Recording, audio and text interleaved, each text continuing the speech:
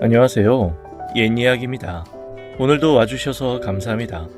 옛이야기 채널은 사연 읽어주는 남녀 채널에서 지금은 삭제되어 들을 수 없는 21년도에 소개해드린 사연 중 베스트 사연만 뽑아 다시 읽어드리는 채널입니다. 구독과 좋아요 부탁드리며 오늘의 사연 바로 시작하겠습니다. 안녕하세요. 저는 40대에 돌아온 싱글, 그러니까 돌싱녀입니다. 저는 제가 겪었던 황당한 내용을 사연으로 한번 보내보면 다들 충격과 경악을 금치 못할 거라는 생각에 이렇게 사연을 보내보게 되었습니다. 여러분들과 나누고 싶은 이야기는 바로 제 예전 시가에서 발생했던 이야기입니다. 혹시 제 지인이 사연을 보게 된다면 바로 저인 줄 알 것 같네요. 그만큼 황당한 이야기거든요. 그럼 시작해보겠습니다. 때는 제가 아직 30대였던 시절인 6년 전의 이야기입니다. 그때 저는 30대 중반의 미혼 여성이었어요. 작은 중소기업의 인사과 격리로 일하고 있었죠. 한 회사에서 쭉 일하고 있었지만 고졸 취업으로 들어왔기 때문에 그다지 직급은 높지 못했습니다. 물론 급여 수준도 매우 낮았죠. 집안도 참 어려웠기 때문에 쥐꼬리만한 월급에서 부모님께 드리는 생활비를 제하면 돈을 모으는 건 제게 불가능한 수준이었어요. 남들은 30대 중반에 차도 사고 집도 사던데 저에겐 그저 꿈만 같던 이야기였죠. 집은커녕 모아둔 돈도 없었으니까요.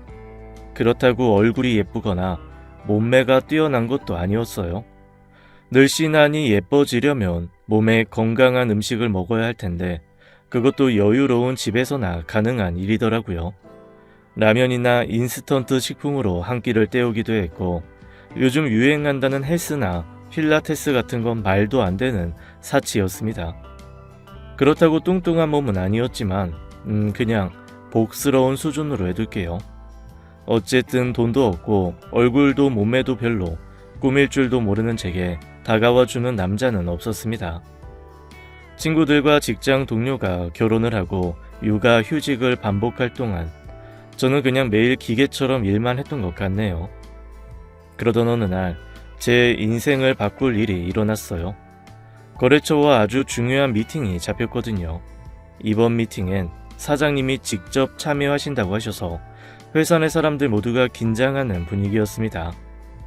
들어보니 저희 회사의 가장 큰 거래처에서 사장님의 아들이 온다더라고요. 그래서 아주 반짝반짝 광나게 회의실을 정리했던 기억이 나네요. 회의 시간에 칼같이 맞춰 도착하더라고요. 거래처 사장님 아들은 거기선 정재현 이사님이라고 불린다더군요. 아이고 정 이사님, 오랜만에 뵙는 것 같습니다. 그러게요. 제가 직접 와서 부담스러우셨을 텐데. 부담스러울 게 뭐 있어요. 분위기가 화기애애 보였고 저는 안도감이 들었습니다. 만약 미팅을 망친다면 회사 분위기는 아주 싸늘해졌을 테니까요. 그리고 정 이사님께서는 저와 또래처럼 보였어요. 한눈에 봐도 고급스러워 보이는 슈트 차림에 머리도 깔끔하게 넘겼고 목소리도 젠틀하고 얼굴도 헐친한 멋진 남자분이었어요. 저도 모르게 회의실을 힐끔힐끔 쳐다보게 되더라고요. 그리고 다른 여직원들도 같은 생각을 했는지 다들 시선이 회의실에 꽂혀 있다시피 했어요. 저희 회사 회의실은 통유리여서 안이 훤히 들여다보였거든요. 몇 번이나 몰래 그분을 훔쳐봤어요. 그런데 자꾸만 그분과 눈이 마주치지 뭐예요. 몇 번 그 상황이 반복되길래 저는 더 이상 훔쳐보지 않았습니다. 그렇게 미팅이 끝났고 저는 회의실 청소를 하려고 몸을 일으켰어요. 그런데 미팅이 끝난 그분께서 갑자기 제게로 다가오는 겁니다. 김진아 씨, 혹시 생년월일이 어떻게 돼요? 저요? 저는 몹시 당황했고 주변에서도 어머 뭐야? 무슨 일이야? 이렇듯 술렁거리는 부끄러운 마음도 들었죠. 이름은 자리에 있는 팻말을 봐서 알아낸 것 같았어요. 저는 이 상황을 빨리 벗어나고 싶은 마음에 생년월일을 읊어줬죠. 혹시 이름에 이 한자 들어가요? 맞아요. 그걸 어떻게 아셨어요? 신기하게도 제 이름에 들어가는 한자를 정확히 말하는 겁니다. 그렇게 흔한 한자가 아니었는데 단번에 맞히는 모습에 참 신기하고 놀라웠습니다. 그리고 또 이상한 마음이 들었죠. 이 남자 왜 자꾸 나한테 관심을 가지지? 그리고 정말 믿기지 않은 일이 일어났죠. 혹시 진아씨 휴대폰 번호 알 수 있을까요? 어머, 웬일이야? 주변에서는 난리가 났어요. 그리고 사장님께서도 진아씨, 아이 참 착실하게 일도 잘하고 사람 꽤 괜찮아요. 그러시고 잘해보라는 말에 저는 연락처를 알려드릴 수밖에 없었습니다. 뭐 잘해보고 싶은 마음도 분명히 있었죠. 그렇게 그분께선 제 연락처를 물으신 뒤 나갔고 곧바로 연락이 왔어요. 아주 적극적으로 대시하더라고요. 저희는 곧장 데이트를 하게 되었습니다. 고급스러운 식당을 예약해두고 외제차를 몰고 절 데리러 오더라고요. 저는 그날 여직원들의 부러운 눈총을 잔뜩 받았어요. 그렇게 비싼 식당은 제 인생에서 처음 가봤었습니다. 너무 비싼 가격표에 당황해서 우왕좌왕만 하고 있자 이 식당에서는 A코스가 유명해요. 식전빵과 스프, 그리고 사이드 디쉬를 고를 수 있고 스테이크까지 나와요. 굽기는 미디엄으로 먹으면 딱 좋을 것 같은데 어때요? 네, 저는 다 좋아요. 제가 잘 몰라서 아무거나 다 좋아요. 그럼 제가 시켜드릴게요. 입맛에 잘 맞을 거예요. 제가 너무 몰라서 좀 그렇죠? 아니요, 제 눈에는 귀엽기만 한걸요. 그분께서는 다정하게 하나씩 어떤 메뉴인지 알려주었고 저희는 코스 요리 2개를 시켜 먹었어요. 정말 제 인생에서 가장 맛있는 식사를 그날 했습니다. 다정다감한 모습에 저는 홀딱 반해버리고 말았죠. 그러면서 속으론 의심도 살짝 들었습니다. 저렇게 멋진 남자가 왜 나처럼 평범한 여자한테 잘해주지? 이해가 잘 안 됐어요. 그래서 주변에 고민 상담 요청도 했었죠. 그때마다 상담해주는 사람들이 너 땡 잡은 거야. 그 남자 놓치지 마. 너 지금 나한테 자랑하는 거니? 이렇게 말하곤 했습니다. 저는 그럴 때마다 아니라고 말했지만 속으론 기분이 으쓱했던 것 같기도 해요. 주변에서 이렇게 말할 정도였으니 말 안 해도 그 남자가 저보다 훨씬 우위의 조건이었던 건 다들 아시겠죠. 자존심이 상했지만 저는 결국 단도직입적으로 물어보았습니다. 재현 씨는 내가 왜 좋아요? 그분의 대답은 조금 놀라웠어요. 난 진아 씨처럼 순수한 여자가 좋아요. 진아 씨는 나무 같은 사람 같거든요. 언제고 평생 기댈 수 있는. 아주 달콤한 말만 해주었죠. 점점 그분이 절 왜 좋아하는지 설득당했어요. 돈만 보고 달려드는 사람에게 넌덜 머리가 난 모양이야 라고 생각했죠. 게다가 한참 드라마에서 신데렐라 스토리가 많이 나오더군요. 날 이렇게 대한 여자는 네가 처음이야. 이와 같은 맥락에서 비롯되었던 거예요. 그렇게 제 의심은 자연스럽게 줄어들었고 저는 진지하게 그분과 교제를 시작했죠. 재현 씨는 저희 가족들에게도 참 잘했어요. 명절 선물도 해주고 집안 가전제품도 바꿔주고 심지어 부모님 생신까지 챙겨주더라고요. 저희 부모님 역시 젠틀한 재현 씨에게 마음을 빼앗겼죠. 너 그 사람 절대 놓치지 말아라. 아주 인간성 좋은 남자인 것 같아. 엄마가 보기에도. 엄마도 절대 저 남자 놓쳐선 안 된다며 신신당부를 하셨어요. 저희가 나이가 좀 있다 보니 재현 씨는 슬슬 결혼 이야기를 꺼내기 시작했어요. 사실 저 역시도 결혼하기 좀 늦은 나이이기도 했고 더 지나면 아이를 낳을 때 노산일까봐 결혼에 동의했어요. 그렇게 저는 멋진 호텔에서 프로포즈까지 받았습니다. 그런데 프로포즈까지 받고 나니 현실적인 문제들이 떠올랐어요. 혼수는 어떻게 해야지? 결혼식 비용도 만만치 않을 텐데 우리 부모님께 지원을 부탁드리기도 어려울 테고. 부모님은 수입이 거의 없으셔서 제가 드린 생활비로만 생활하셨기 때문에 목돈 모아둔 건 없을 거라고 생각했어요. 저 역시도 목돈 없는 건 마찬가지였고요. 재현 씨와 함께 살 집에 들어갈 가전제품 구경을 할 때 제 표정이 좋지 못했나 봐요. 얼굴이 왜 그래요? 마음에 안 들어요? 아니요, 마음에 들긴 하는데 저도 모르게 가격표 쪽으로 눈길이 갔습니다. 하지만 돈이 없어서 그런다고 어떻게 말을 할 수 있겠어요? 섬세한 재현 씨는 제 사소한 표정 변화조차 모두 눈치챘어요. 결국 제가 상처받지 않게 먼저 질문하더라고요. 저는 재현 씨에게 제 경제적인 형편을 모두 털어놨습니다. 한참이나 말이 없던 재현 씨는 살짝 화가 난 것처럼 보였어요. 저는 풀이 죽고 말았죠. 재현 씨의 입에서 나온 말은 제 생각과 전혀 달랐어요.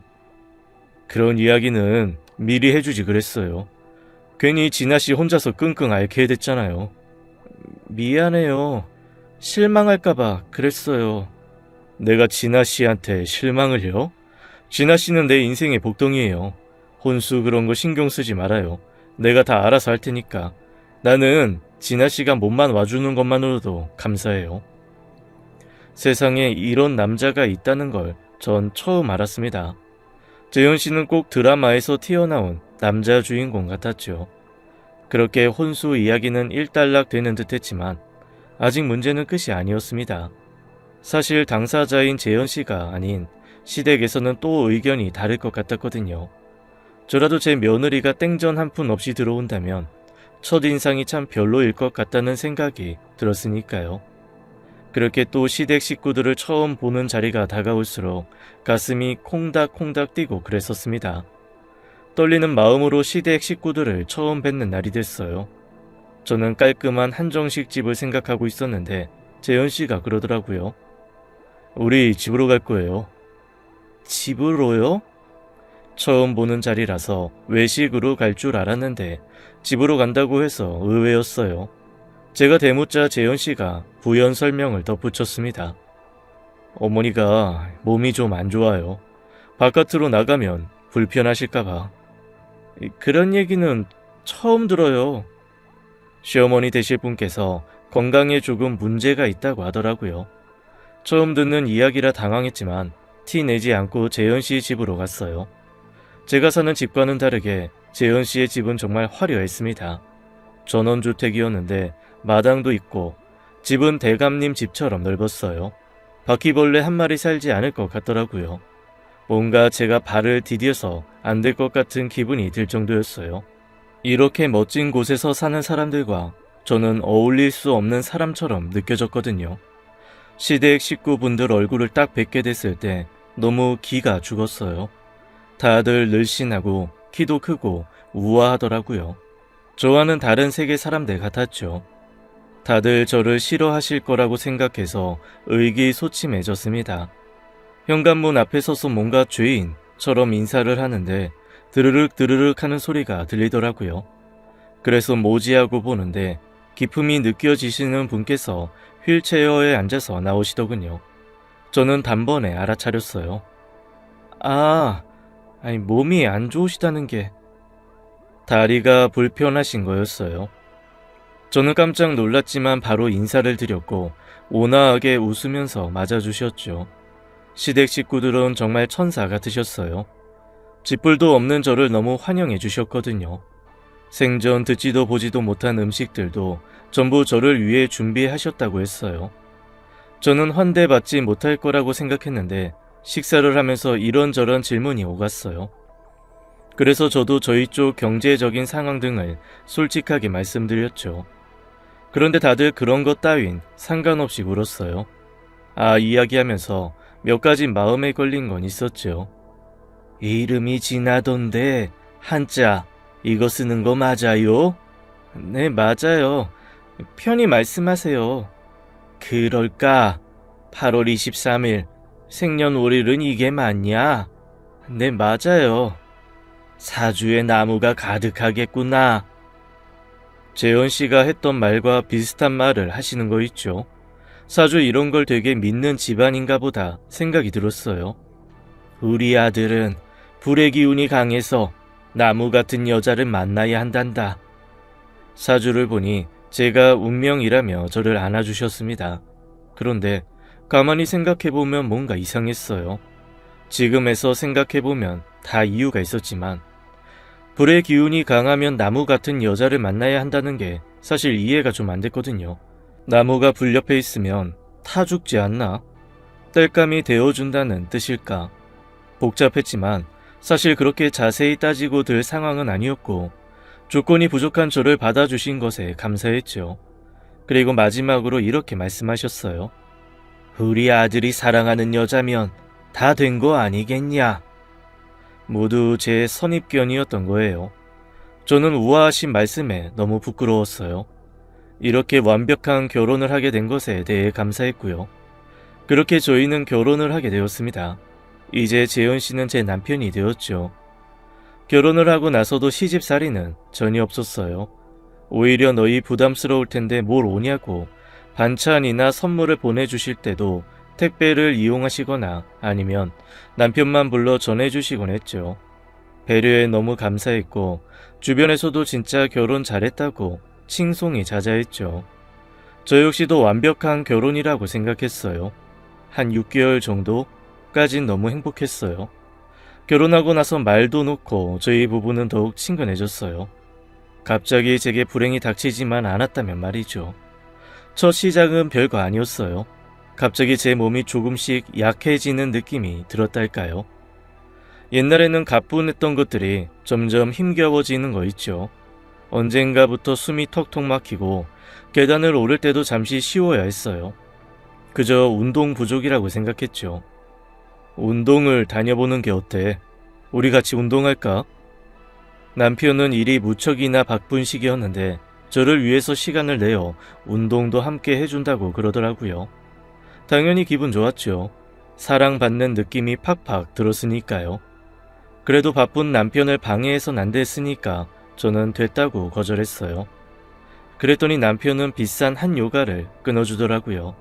그러면서 하는 말이 같이 다녀주지 못해서 너무 미안해 라고 하는 거 있죠. 참 자상한 남편이었어요. 저는 남편 덕에 처음으로 운동을 학원에서 배우게 되었죠. 남편은 제가 운동을 다녀온 날이면 꼭 물어보는 게 있었어요. 오늘 땀은 많이 흘렸어? 많이 흘렸지. 왜 이렇게 항상 땀을 많이 흘렸는지 물어봐? 운동에서 땀 흘리는 게 건강에 참 좋대. 이상할 정도로 집요하게 늘 땀을 흘렸는지 물어봤어요. 귀찮을 법도 한데 하루도 빠짐없이 늘 말이에요. 저는 제 몸을 걱정해 주는 거라고 생각했죠. 그런데 정말 이상한 건 다른 거였어요. 아가, 요새 한 요가 다닌다면서? 어떻게 하셨어요? 글쎄, 원래 한 번을 전화하는 분이 아니셨는데 전화가 온 거 있죠. 그리고 묻는 말씀이 땀을 많이 흘려야 한다. 너는 땀을 많이 흘려주어야 해. 네 사주에는 땀을 많이 흘려야 한다고 나온단다. 네, 걱정해 주셔서 감사해요. 그놈의 땀, 왜들 이렇게 땀 흘리는 거에 집착하시는지. 게다가 한 요가가 너무 덥고 힘들어서 저는 다른 운동으로 바꿔볼까 하는 생각에 남편에게 말한 적이 있어요. 다른 운동은 안 돼. 땀을 많이 흘리는 운동이 그게 최고래. 라고 저를 말리더라고요. 조금 힘들다 보면 적응되어 힘들지 않을 거라고요. 나 아시는 분 와이프도 한 요가를 다니는데 그렇게 좋대. 조금만 더 참고 다녀봐. 땀을 쭉쭉 내줘야 해. 넌 별로 다녀보지도 않았잖아 아직. 그놈의 땀. 그래도 남편 말처럼 땀을 흘리다 보니 몸은 좀 괜찮은 것 같더라고요. 그때부턴 다시 운동을 열심히 하게 됐죠. 그래도 옛날엔 정말 건강했거든요. 갑자기 감기나 눈병 등 면역력 약해지면 걸리는 질병들에 수두룩하게 걸리고 그랬어요. 갑자기 몸의 체질이 변한 것처럼 말이에요. 두통도 항상 달고 살았고 점점 몸이 피곤해졌죠. 그런 제 모습을 보며 남편은 회사 그만두고 집에서 쉬는 게 어때? 우리 아이도 가져야 하는데 어차피 쉴 회사 아니었어? 라고 말했어요. 왠지 제 일을 쉽게 치부하는 것 같아 섭섭한 마음도 들었지만 결론적으로 틀린 말은 아니었어요. 아이를 가지면 육아휴직을 하게 될 거였고 아이가 클수록 엄마의 손이 많이 필요했으니까요. 아이를 낳게 되면 회사는 아마 포기해야 했겠죠. 시계를 조금 이르게 댕긴다고 생각해. 난 내 아내 몸 상하는 꼴 보기 너무 힘들어. 다정한 말에 저는 넘어가고 회사에는 일단은 휴직계를 냈죠. 제가 장기 근속 직원이다 보니 사장님께서 오케이를 했어요. 그리고 제가 남편과 결혼한 뒤로 늘 대우를 잘해주셨기도 했고요. 회사를 그만두고 집에만 있었는데 몸이 더 안 좋아졌어요. 아이를 낳을 준비도 하려고 했는데 피곤한 몸 때문에 어지러웠죠. 제가 너무 미안해할 때마다 남편은 난 네 몸이 최우선이야. 아이는 언제든 낳을 수 있는 거니까 아프지 않을 생각만 해. 라고 했어요. 그리고 남편에게 아이를 만들기 위해 부부 관계를 제안하면 네 몸이 성치 않은데 이르게 아이 가질 생각 추호도 없어. 제발 부탁이니까 네 몸을 최우선으로 해줘. 나는 다른 거 다 필요 없으니까. 이렇게 말해주곤 했습니다. 세상에 이런 남편이 어디 있을까라고 생각했죠. 몸이 안 좋아진 후로 남편과도 가벼운 산보를 많이 다녔는데요. 한 번은 가까운 산으로 등산을 하기로 했어요. 남편이 주말에 시간을 내줘서 함께 등산도 가고 너무 좋았죠. 산 입구까진 차를 타고 이동하기로 했어요. 그런데 조수석에 앉은 저를 보고 남편이 평소에 안 하던 행동을 하더군요. 조수석 에어백을 계속해서 확인하고 안전벨트도 쭉 당겨보고요. 원래는 안 그랬었는데 그날따라 조심해야 한다는 말을 자주 했죠. 그런데 그날 차 사고가 났습니다. 큰 사고는 아니고 경미한 수준의 사고였어요. 그런데 남편이 했던 행동과 맞물려 왠지 소름이 끼쳤달까요? 꼭 사고가 날 걸 알고 있는 사람 같은 행동. 심지어 남편은 전혀 다치지 않았고 저만 조금 다쳤어요. 남편은 자기 안전벨트나 에어백에 신경도 안 쓰고 오로지 제 것만 봤어요. 그런데 남편은 전혀 다치지 않고 저만 다치는 사고. 찝찝한 일은 계속해서 이어졌습니다.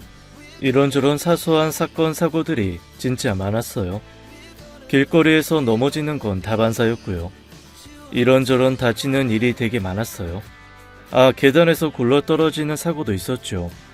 그래서 한참이나 다리에 깁스를 하는 일도 있었답니다.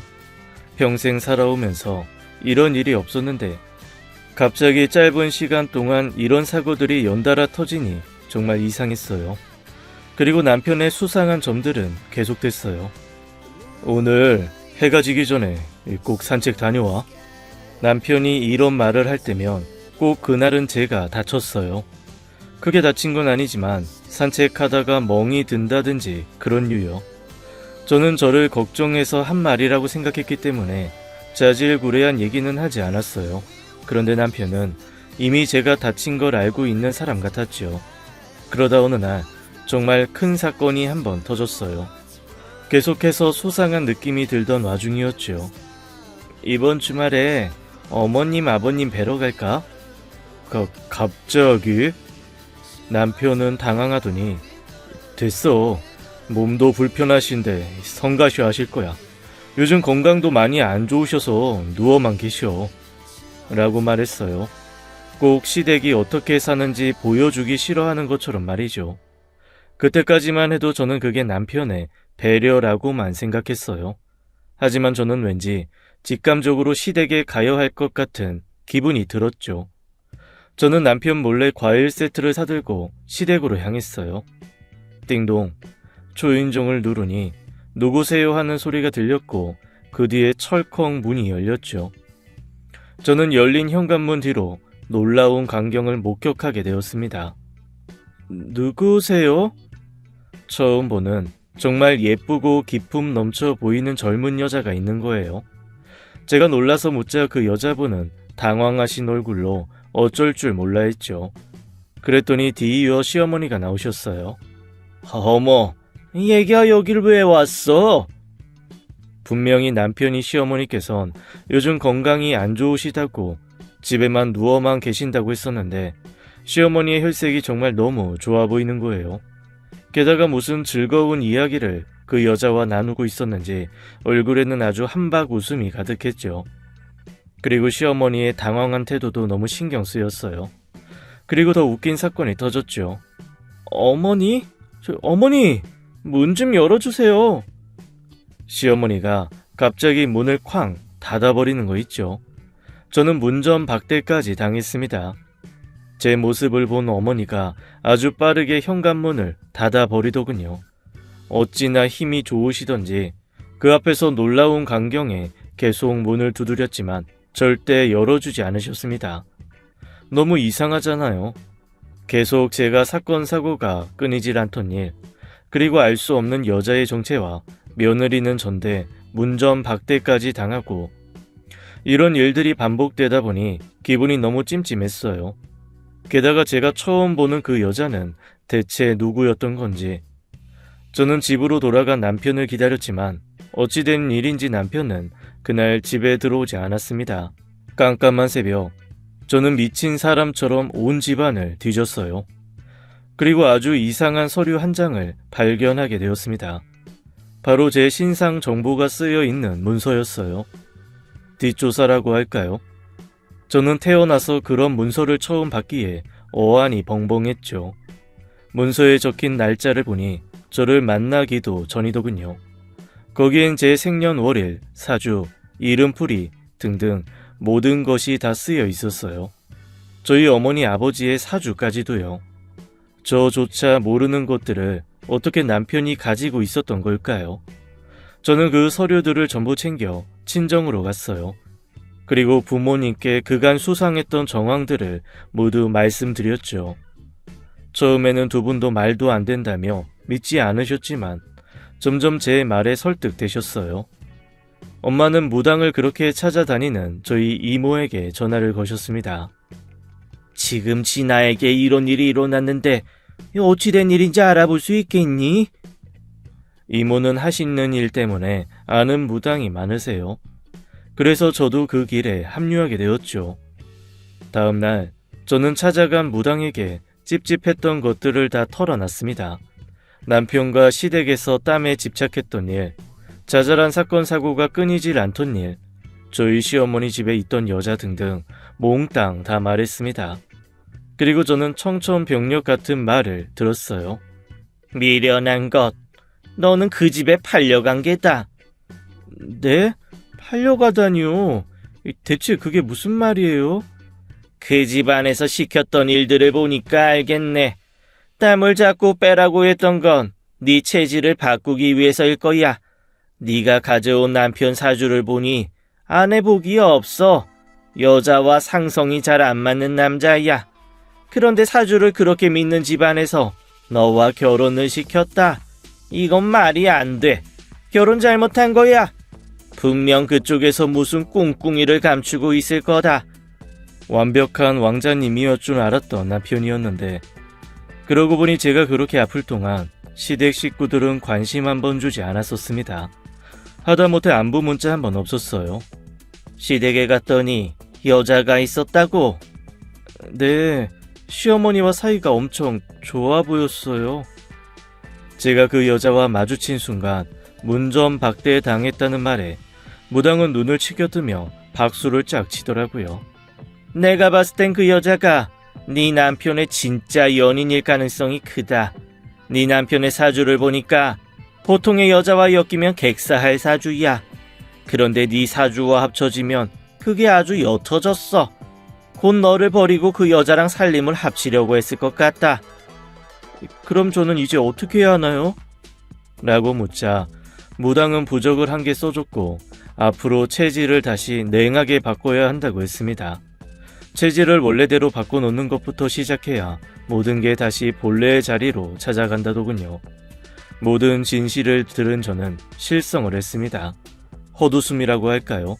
계속해서 피식피식 웃음만 나더군요. 사람이 왜 미칠 때 실실 웃기만 하는지 그때 알았습니다. 어쩐지 집안도 조건도 모든 게 기울어지는 제게 왜 그렇게도 잘해줬는지 이해가 안 됐었는데 무당의 말을 들으니까 언뜻 갈피가 잡히는 것 같았어요. 일단 그 여자를 알아봐야 할 것 같았죠. 눈에 뵈는 게 없던 저는 그 길로 시댁에 찾아갔습니다. 아무리 초인종을 눌러도 사람이 나오지 않았어요. 저는 차분히 현관문에 대고 말을 했죠.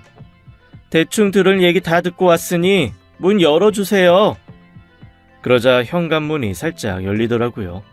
그 안에 빼꼼 눈만 보이는 그때 봤던 그 여자, 오늘도 있는 걸 보아하니 그냥 시댁에서 아예 살고 있었나 봐요.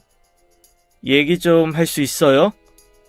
그 예쁜 여자가 망설이더니 조심스레 고개를 끄덕였고 저희는 시댁 근처의 카페로 이동을 했어요. 그 여자는 한참이나 말이 없더군요. 제 남편이 진짜 사랑하는 사람이 그쪽이고 저랑 결혼해서 좀 있으면 그쪽과 결혼할 수 있으니 시댁에서 조금만 기다려달라고 한 거 맞죠?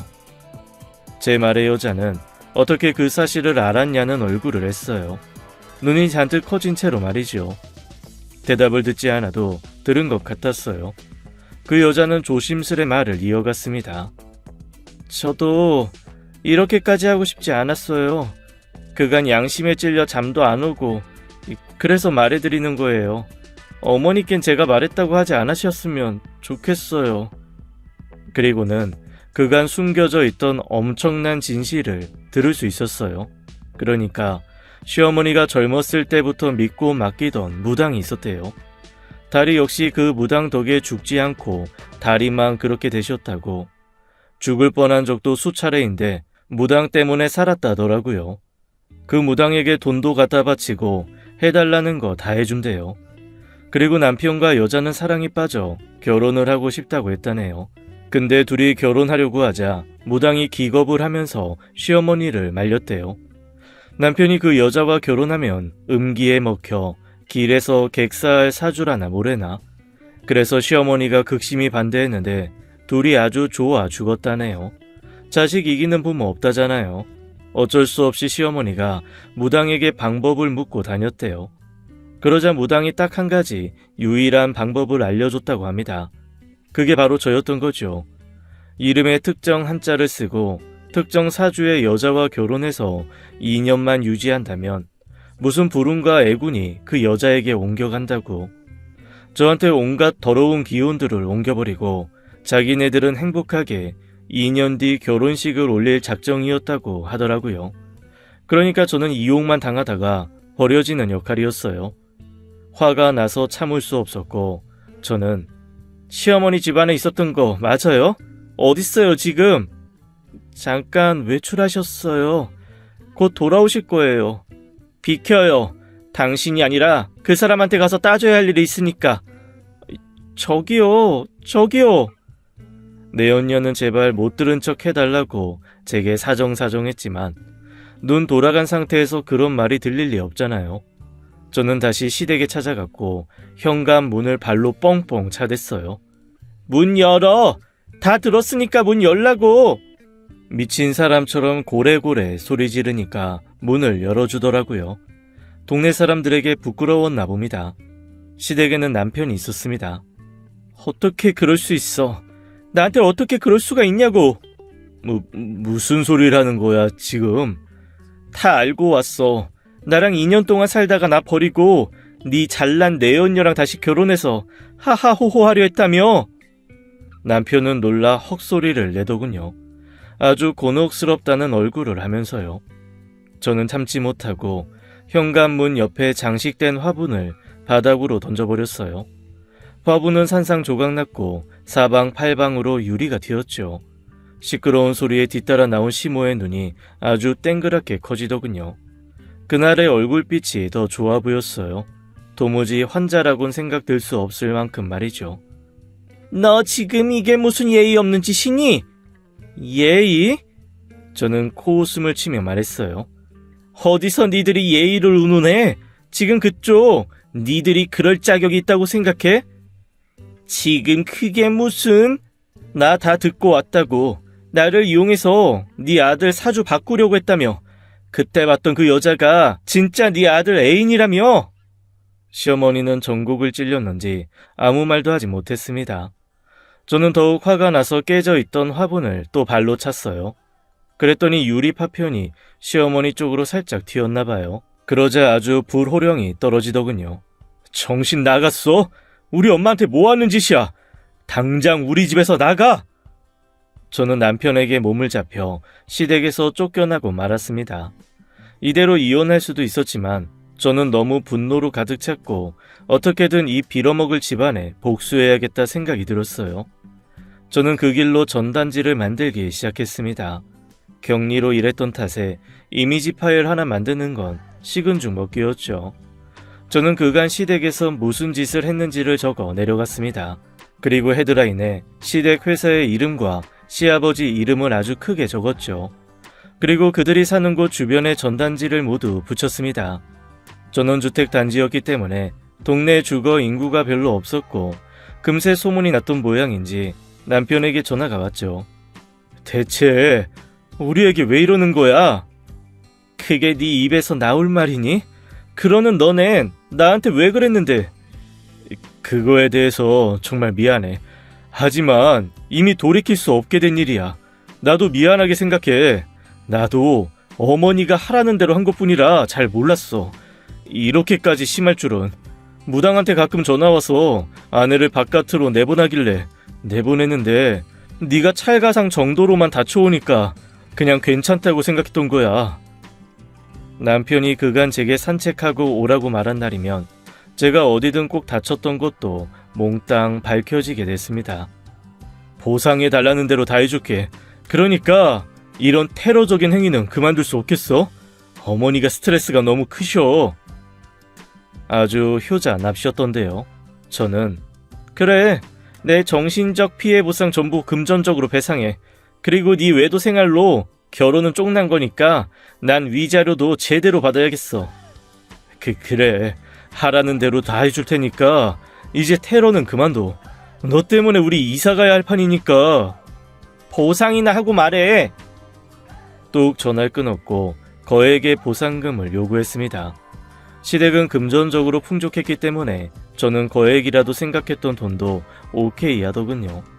그리고 시댁은 이사까지 가게 되었습니다. 이미 소문이 날 대로 나버렸으니 부끄러워서 살 수 없었겠죠. 그리고 한참 제가 미친 사람처럼 소리를 지르며 시끄럽게 됐으니 이혼까지 마무리하고 시댁과 모든 인연이 끊기게 되었습니다. 하지만 고작 돈을 받았다고 저의 인생을 말아먹은 집안을 용서할 수 없었죠. 바보 같게도 남편은 저로 인해 사주가 바뀐 줄로만 철석같이 믿고 있었죠. 그 후로 무당을 찾아가며 제가 어떻게 해야 하는지 이야기를 들었습니다. 저는 일단 체질을 바꾸는데 노력을 가했고 부족도 참 여러 가지 있었습니다. 체질을 냉하게 만들어야 한다는 말에 한겨울에 얼음장 같은 물로 샤워를 해야만 했죠. 지금에서야 간략히 말하지만 이때 정말 힘들었습니다. 매일 눈에서 피눈물을 흘리는 각오로 임했으니까요. 미친 짓 같아 보일 수 있겠지만 오로지 제 마음속엔 복수밖에 없었습니다. 제가 점점 몸을 회복하고 건강해지자 무슨 변화가 있었나 봐요. 갑자기 남편에게 연락이 오더군요. 도대체 무슨 짓을 한 거야? 그럼 내가 순순히 이 불운을 안고 갈 줄 알았니? 멍청한 것도 유분수지. 남편은 처음엔 제게 고함을 지르고 난리가 났었습니다. 하지만 시간이 지날수록 이건 아니다 싶었는지 만나자고 하더군요. 내가 너무 잘못했다. 제발 나 좀 살려주라. 어머니 아시는 무당이 그러는데 괜히 2년도 못 채워서 내 사주가 더 박복하게 꼬여버렸대. 이대로 있다가 나 정말 죽을지도 몰라. 라고 무릎 꿇은 채 빌더라고요. 들어보니 저와 이혼한 후 남편의 사주 팔자가 심해졌다고 합니다. 원래 2년을 제대로 채워서 남편의 사주를 바꿨어야 했는데 중간에 그만둬 버려서 오히려 사주가 더 박복하게 꼬였다더라고요. 시어머니는 다 자기 잘못이라고 끙끙 앓고만 있다던데요. 근데 제가 상관할 바는 아니잖아요. 남편은 제발 돌아와 달라고 빌더군요. 2년 채우지 않아도 된대. 앞으로 6개월 정도라도 이 불운을 감소시켜 줄 거래. 그러니까 제발 잠깐만 옆에만 있어줘. 나 진짜 그 여자와 결혼해서 행복하게 살고 싶어. 도와주라. 제게로 불운을 옮기지 않아도 된다는 말을 하면서요. 그전에는 온갖 불운을 다 옮겨놓고선 이제 와서 말을 바꾸다니. 제가 옆에 존재하기만 해도 불운이 조금은 감소할 수 있었는데 시댁이 욕심을 부렸던 거죠. 게다가 하는 말 꼬락서니하곤 제 앞에서 그 여자의 행복 운운하는 걸 보니 황당할 따름이었죠. 당연히 저는 그 제안을 보란듯이 뻥 차버렸습니다. 그리고 전화번호도 바꾸고 위로금으로 받았던 돈으로 집도 이사했어요. 그리고 회사에서 길게 일했던 경력으로 더 좋은 회사에 취업해 지금은 돈도 옛날보다 훨씬 많이 벌고 풍족하게 살고 있습니다. 시댁과는 완전히 인연을 끊어 어떻게 지냈는지 모르겠지만 가끔 이모가 그 무당을 찾아가서 들었던 바로는 사는 게 아닌 것처럼 지내고 있을 거라더군요. 지금은 오히려 그 사건이 전화 위복이 된 거라며 엄마와 우스갯소리를 할 정도로 마음의 상처가 나았지만 그때는 정말 미치는 줄 알았어요. 지금에서는 이렇게 웃으면서 사연도 보내보네요. 회사에 다니면서 저는 어린 여직원들에게 제 이야기를 종종 하기도 합니다. 너희들은 조건이 이렇게 딸리는 곳에서 결혼하자면 한 번쯤 의심해 보라면서요. 지금까지 옛 이야기였습니다. 끝까지 함께 해주신 여러분 감사드리며 저희는 다음 사연으로 돌아올게요. 감사합니다.